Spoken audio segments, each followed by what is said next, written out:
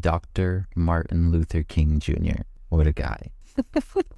I have so much respect for this guy because he approached the world publicly with his view of the way that things were and the way that he wanted things to be. And he did it in such a way that had the perfect balance of truth and love. And, you know, he said things how they were, and he also was like open-hearted and open-minded, and he inspired a lot of people, and everyone was thinking the same thing, or at least a good majority of the people were all thinking the same thing. But I think that we run into this problem in the world where people just feel powerless, and when there's this whole system and there's so many different things working in the background and all these different people who are in charge and in power, like what can you as an individual even do in those situations? You know, it's really tough to feel like you have power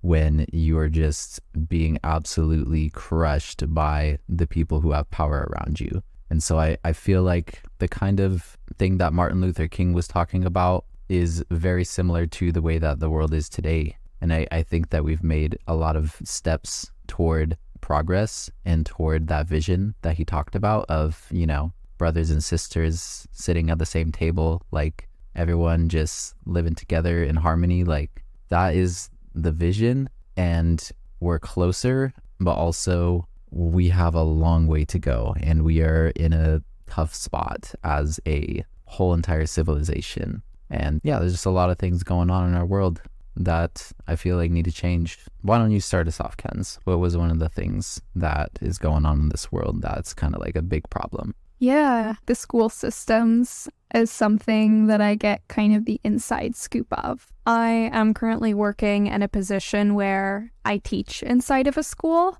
I have experienced working in a school during my internship, so just kind of the past 5 years and more of my life, I have gotten to see what happens inside of a school system. I've gotten to witness the patterns of what is prioritized and what is valued, and essentially what kinds of beliefs are being passed on and are currently put into practice inside of a school. And for me, it's really painful to be a part of, and it feels really challenging to feel like even me inside of a school system with what I believe, it's been challenging to figure out how I can make those subtle shifts and impact individuals, kids, other teachers in the building. Has felt challenging. Yeah, and I think that a lot of people can relate to that. Most of us probably have been to school, and we can see how the priorities are definitely set in a very specific way, and the beliefs are definitely very heavily trying to be placed on us. And personally, I feel like a lot of the beliefs are not serving us. And yeah, I think that the most important things that like people need to know, like as human beings, are not being prioritized in schools. And, you know, things like emotional intelligence. And I think that, you know, we've come a long way as a school, and we're like, from what you can say as like being a teacher working in the school, like we're starting to implement things like these, but like the priority is not social emotional learning.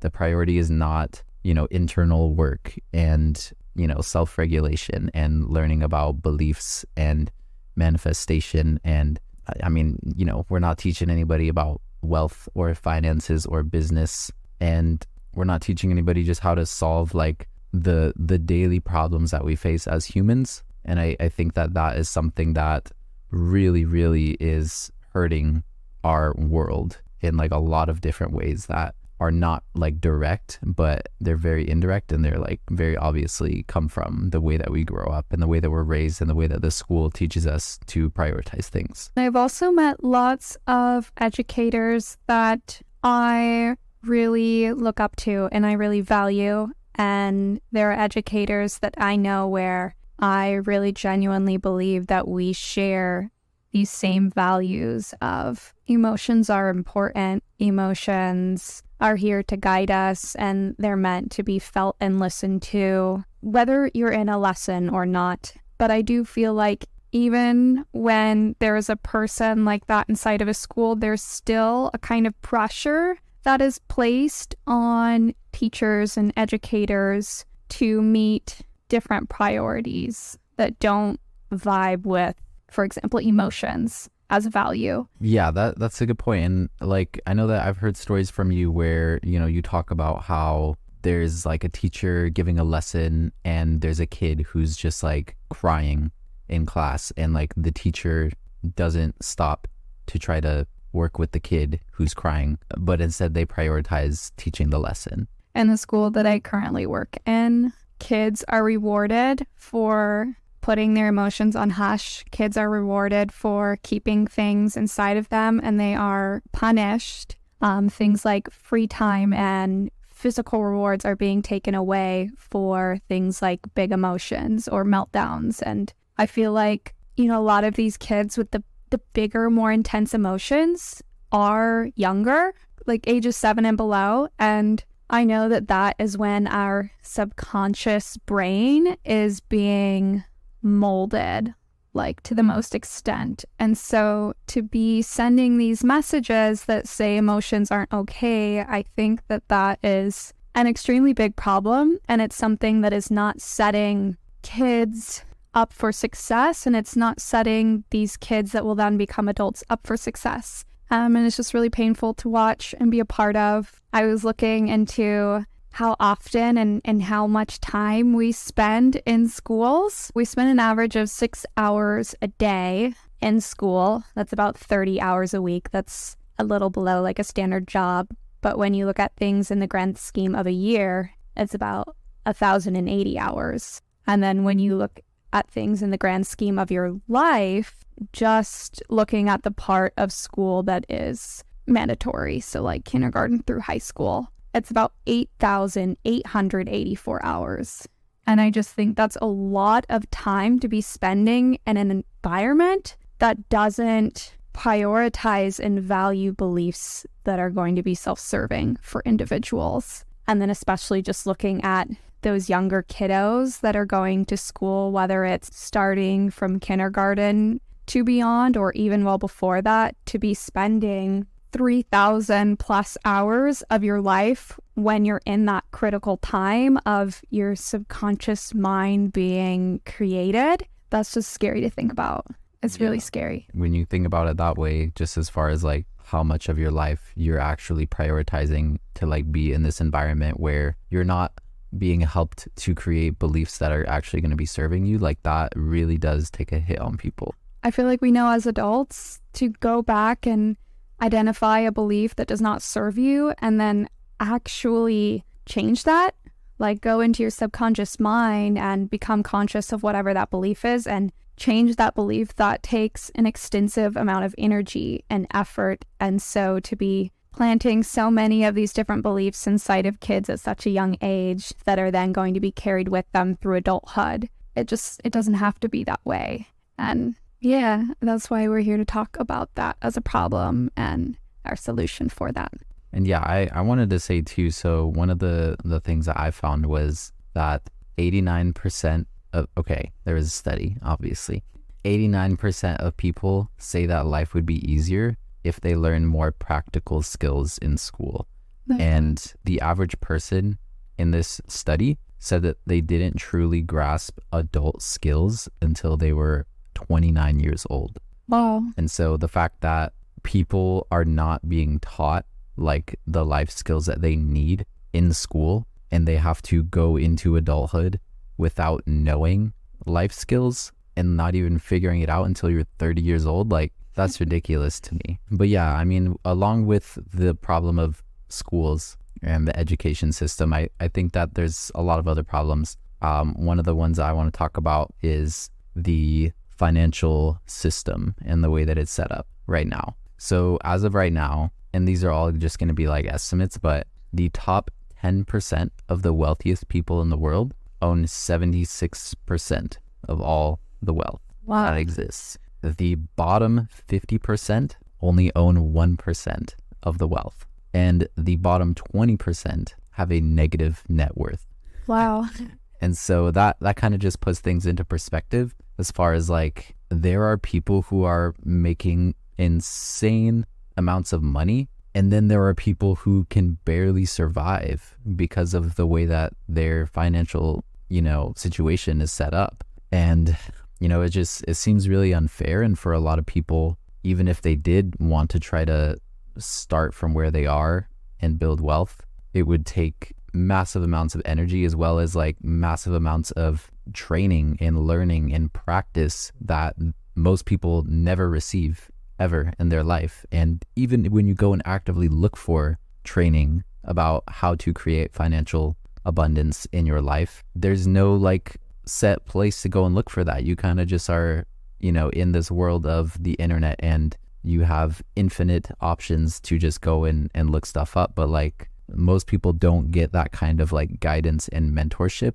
that is like super, super helpful, that I feel like can really make an impact on people. And so that sucks. Already like getting into a place where, you want to go and have your own place to live, like you are sacrificing a significant amount of your income just to be able to live. And it wasn't always like that. Like my grandpa, he tells me stories of how he was making 5 cents an hour or something, and then would buy a house like cash for like $4,000 or something like that. And he's like, oh yeah, now it's worth 200,000. It's like that's great.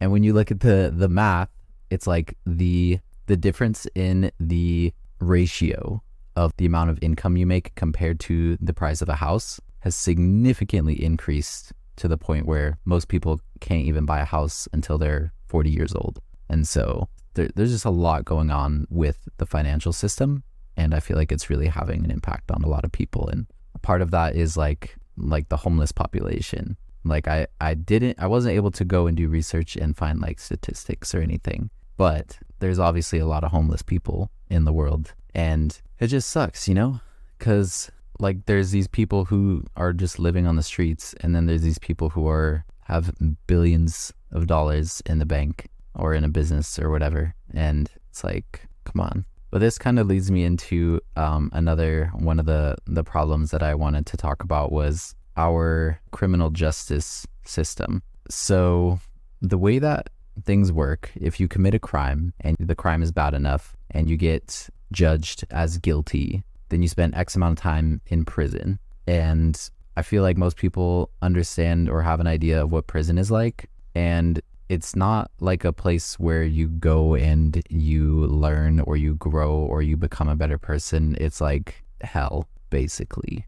Like it's not helpful. And a lot of people who end up getting out of prison end up going right back to prison because they didn't learn their lesson. And so like, to me, that's just like a really clear sign that the prison system obviously doesn't work. And I think it's good as like a temporary solution. Like it keeps criminals off of the streets for a set amount of time. But as far as the root of the problem, people don't actually understand how to be like good people. And I think a lot of that has to do with the way that we're taught in schools, the way that the whole system is set up, I think is really hurting a lot of people. There was a moment during my internship where a student ran out of the classroom, and this particular student was considered the mean girl of the class or the class bully. And I remember going out after her, and luckily I was in a position where it was still kind of the beginning of my internship. So I was really just there in the class, observing, learning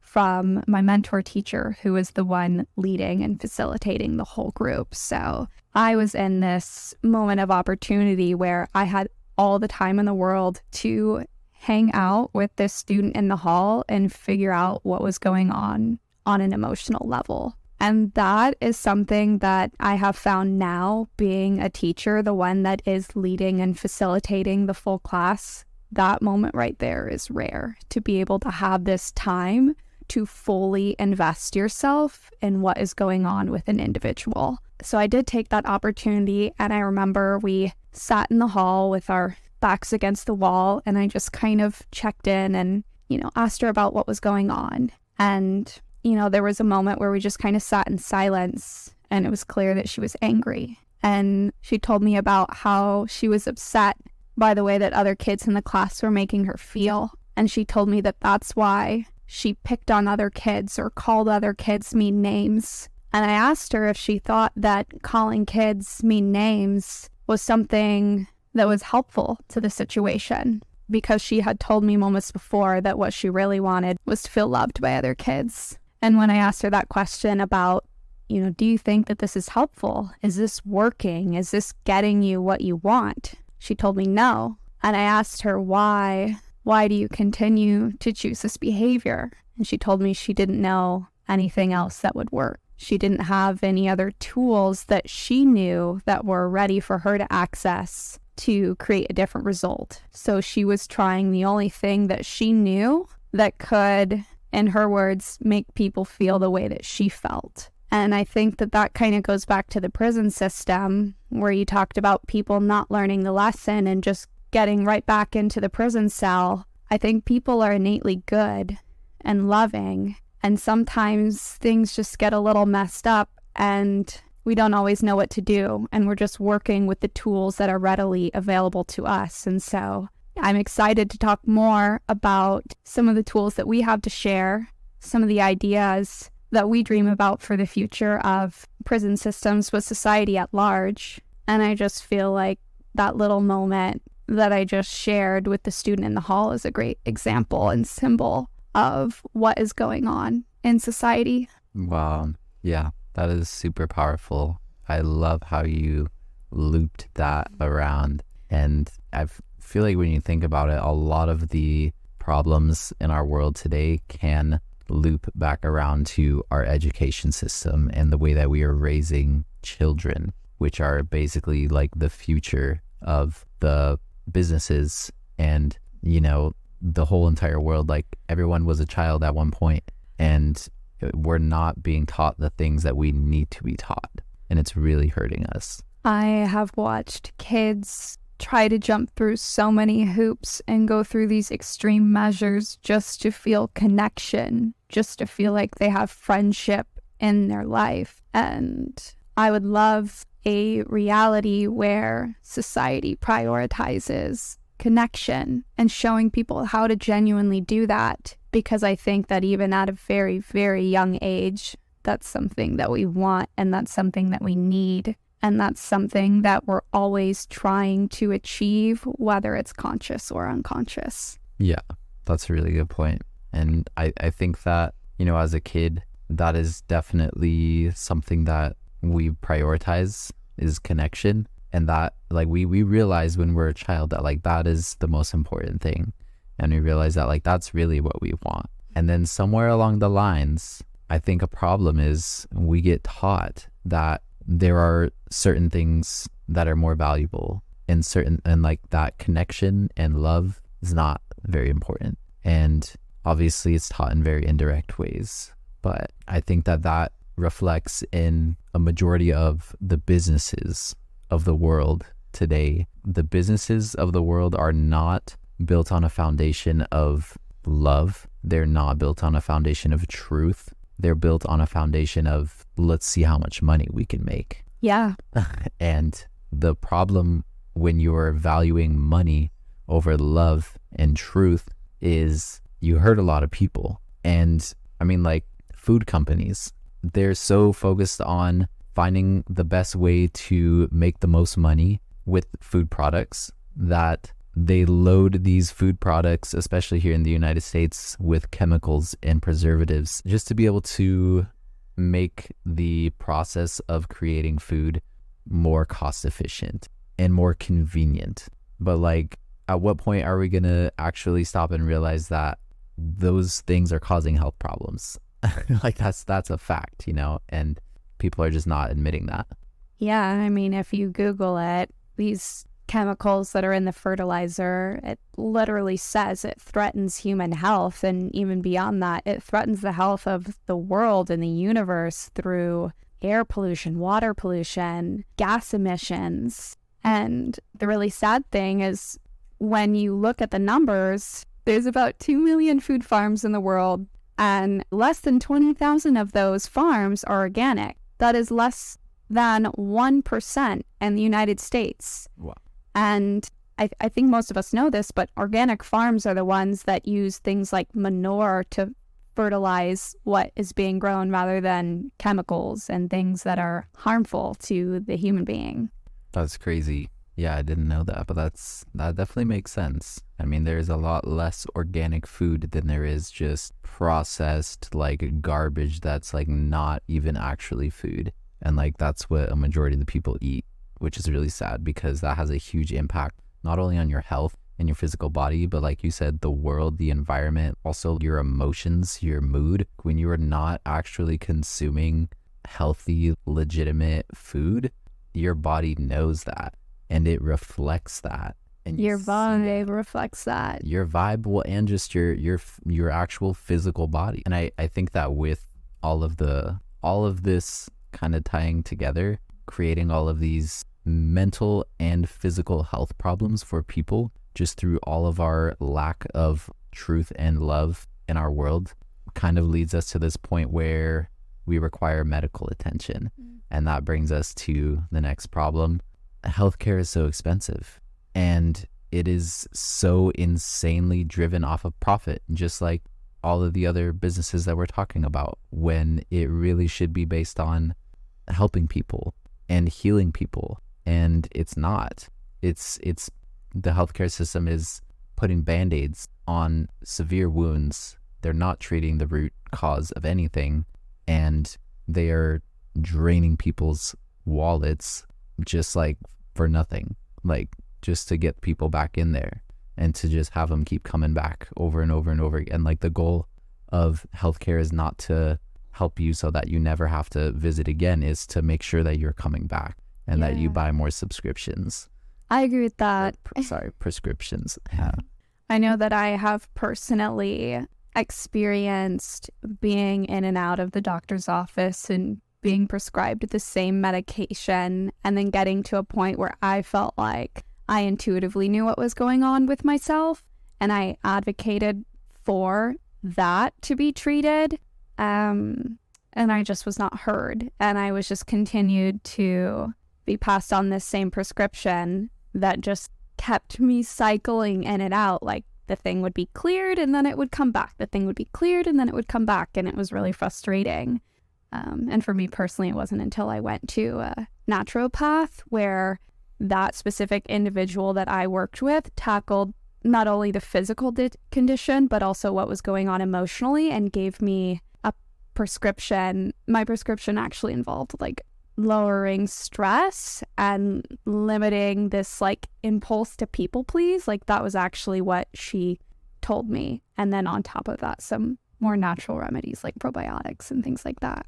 But it is sad that that is not the norm. And the norm, like I know multiple people that have had a similar experience to me where they have just been cycled in and out, and treatment has been prolonged much longer than it needs to be, even when the patient expresses, this is what's going on with me. It's not heard. Yeah, I've heard the same story from so many different people where it's like intuitively we know what's going on, we know what the problem is, but the science doesn't see that.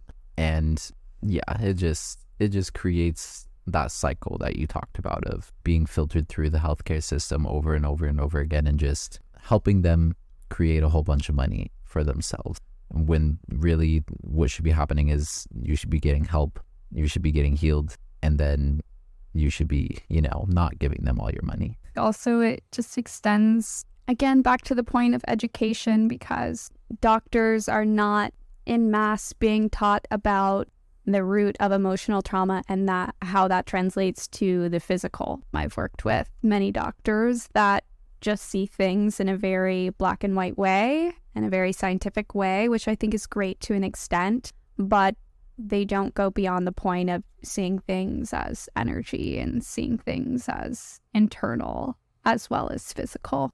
Right. So yeah, with that being said, that kind of leads us into like what we've been talking about is we have this vision and we have this dream, and we see the potential for like where we can be as a whole civilization, and we're far from it, and it does feel hard sometimes, and we might feel powerless sometimes to be able to create change. But I think that there's always going to be changes that we can make within our own lives to help us work towards this vision. But first, let's just talk about this vision. So obviously we've been talking a lot about education. I think one of the main things we can do, and one of the main things that I see for the vision of the future that I imagine that I would want to be living in, is a education system that prioritizes life skills, including emotional skills, social skills, relationship skills, parenting skills, financial skills, physical and mental health skills over all of the other things that are taught in school. I think that, written and verbal communication, reading, writing, stuff like that, that's helpful. I think math can be helpful to a certain extent, but like the things that are being prioritized are shifted to life skills. And I think that that would be absolutely amazing. I would love to see that in my lifetime. Yeah, I think speaking from the lens of being an educator, I understand that part of the reason why math, for example, like intense math, is something that we teach to students is to teach them problem solving, or to teach them, how to work with their mind and navigate through a challenge. But I think that all of that can be taught directly through life skills. And like you said, still including those basic math skills to an extent. And for anyone that, does actually want to pursue a career path that involves extensive math, then that individual can go ahead and learn about that. Yes. I think that is also super important. Just that idea of, if somebody chooses to go and learn about a certain thing, then they have that as an option, rather than everybody is forced to learn this one thing regardless of whether you want to or not, or regardless of whether you're interested or not. It's the requirement. Like, I don't think that that's helpful. And I think that at some point, if you were interested in learning about something, then it would be nice to have that as an option. But to kind of force people into learning about things that they may or may not be interested in, I don't think that that's helpful. And neither do the students. Yeah. I have plenty of students that are just like, I don't understand why we're doing this, and therefore I don't feel as much of a push to give my best self and my best energy to complete this task. Yeah, that's a good point. And that's exactly how I was in school too. Like 99% of the time, I was like, why are we learning this? And a lot of times I would actually ask that question. Specifically, I remember asking that question in college to my pre-calculus teacher. And he was teaching us some kind of pre-calculus that was just super complicated and weird and outside of anything that I've ever learned. There was a guy in my class that was like 80 years old. And he asked the teacher, he was like, what is the purpose of us learning this? Like, how is this helpful to us in our life? And the math teacher stopped for a little bit, and then he said, well, you're going to need it for when you go into calculus. And that was all he had to say. And so it's just that idea of like, why are we learning this? This guy asked the question, I asked the question a lot, and most of the time I was completely unmotivated to do anything because of that fact that I really thought about it, and I was like, I don't understand how what we're learning is valuable. Especially when technology has advanced to the point now where it can solve those problems for us. I think, maybe it was more relevant and more helpful X number of years ago, but it is 2023 and it really is not super relevant for the average individual. That's a really good point. And I feel like that reminds me of something that I saw where it was talking about how for the last 100 years, you look at the evolution of cars, for example.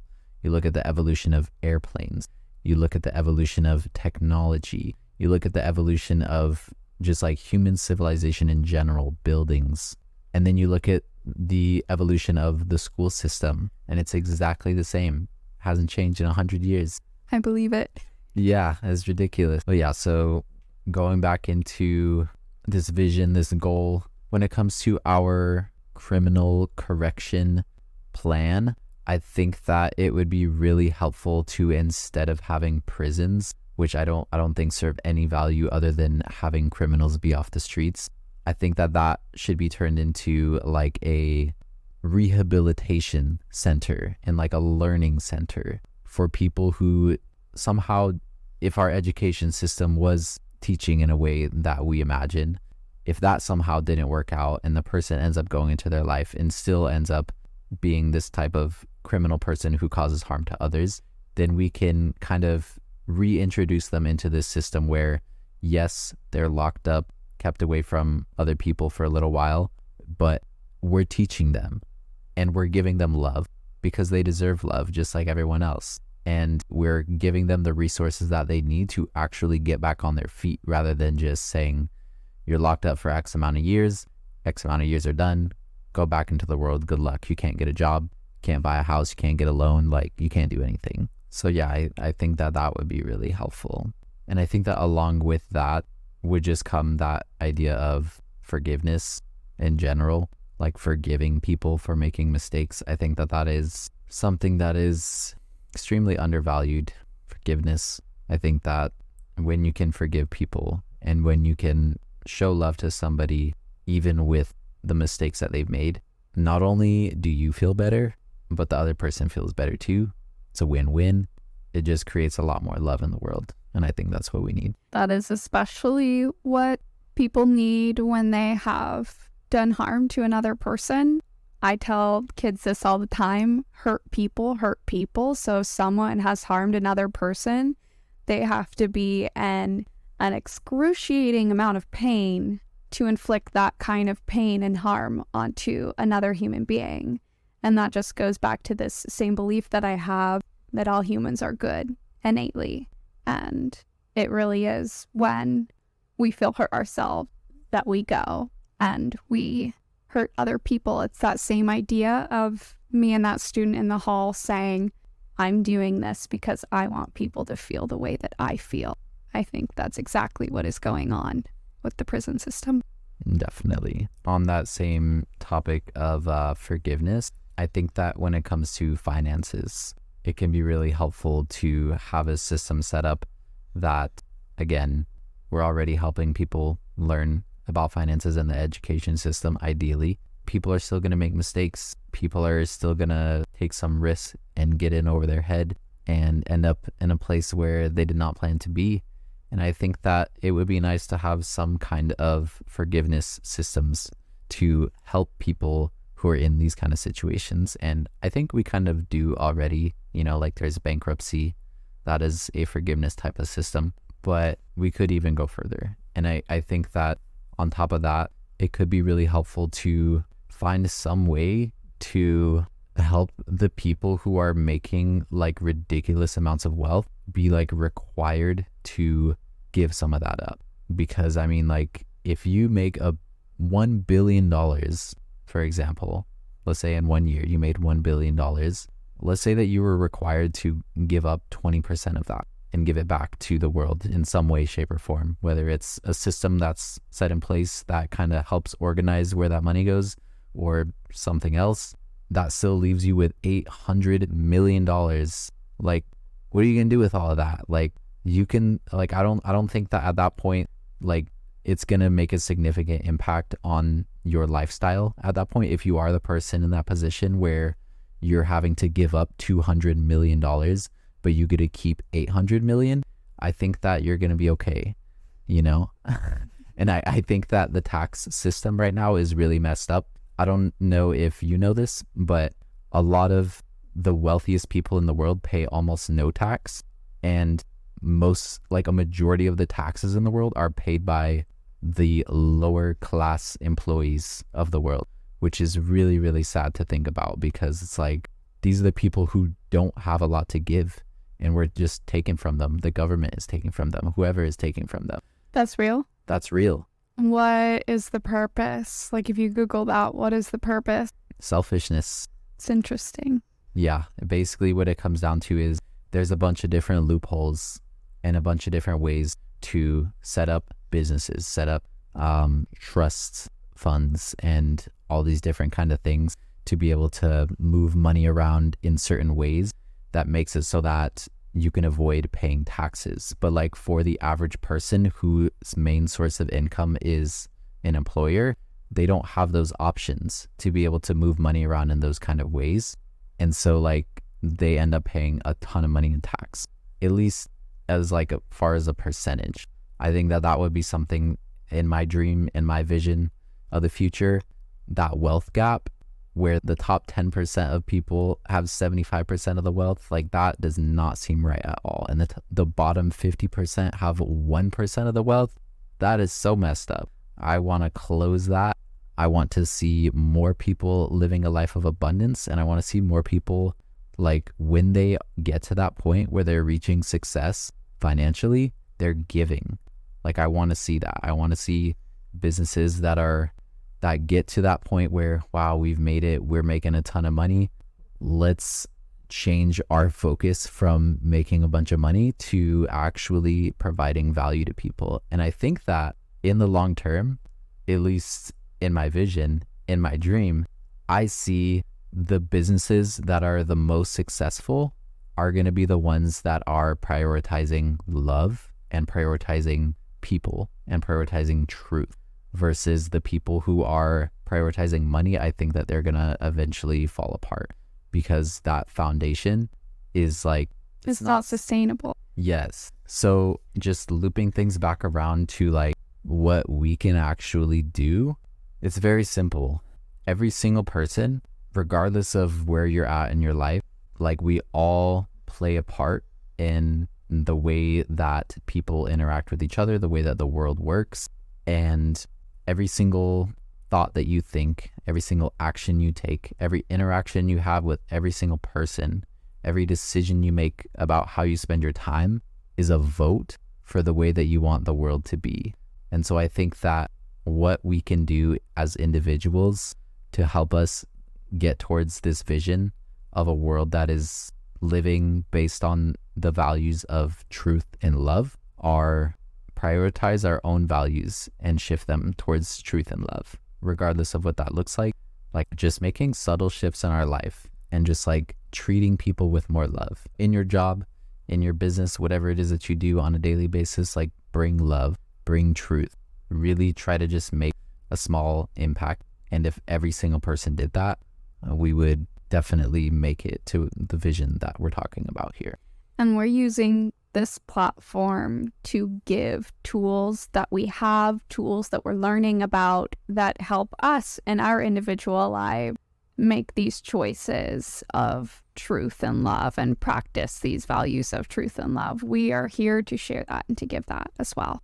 I imagine when you were speaking about how every behavior that you make is a vote that you're casting out to the world, I was imagining like myself making the choice of choosing truth and love and having like this light beam shoot out and like extend out into the universe. And like, that's my mark. That's the impact that I have and the power that I have to play a part in moving us towards this solution. And then you also have that same light beam, and every single one of us has our own light beam, and that is our own unique vibration that is extending out and creating this universe. And the more of us that choose to shine that light really bright and extend that vibration out into the world, that is the overall collective vibration of the universe being strengthened. And I think that is our part, and that is our power, and that is where our impact is, to be able to strengthen the overall vibration of the world and the universe.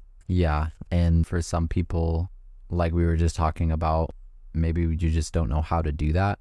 And that is kind of the main intention of this whole thing that we're doing here today is, we're just trying to help people out. We're trying to give people tools and resources to be able to bring love into your own life, into other people's life, and just create more peace in the world. We definitely have a lot to share. So this is just barely the beginning. We're just scratching the surface. We have a ton of resources and tools and ideas and things that we've been practicing that have worked for us and that are currently working for us that we are super excited to share.